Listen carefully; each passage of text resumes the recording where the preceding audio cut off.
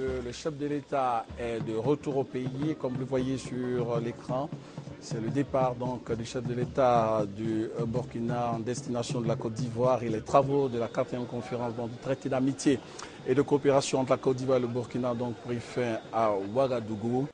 Au cours du sommet, leurs excellences M. Alassane Ouattara et Blaise Compaoré se sont informés mutuellement de la situation de leurs pays respectifs et ont abordé des questions d'intérêt commun d'ordre bilatéral, sous-régional, régional et international. Les deux chefs d'État se sont félicités du climat de paix et de dialogue social qui prévaut dans leurs pays respectifs dans la perspective des échéances électorales prochaines.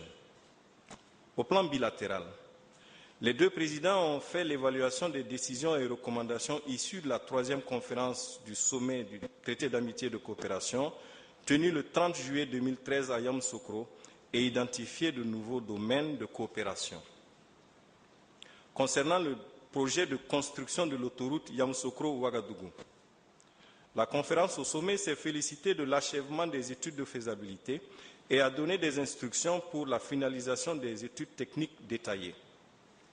Elle a décidé d'accélérer la recherche de financement en vue de la réalisation effective de ce projet vital pour le Burkina Faso et la République de Côte d'Ivoire.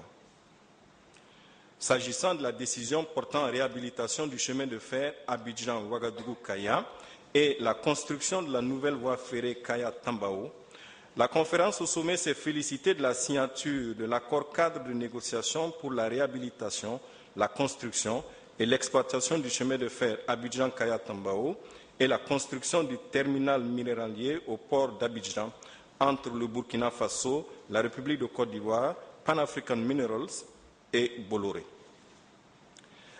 Elle a en outre demandé aux deux opérateurs, Bolloré et Pan African Minerals, de respecter strictement le calendrier proposé par les deux pays en vue du démarrage effectif des travaux prévus en août 2014. La conférence au sommet a, au titre du traitement de la dette due aux États et aux sociétés de patrimoine ferroviaire, invité Citrail à honorer ses engagements.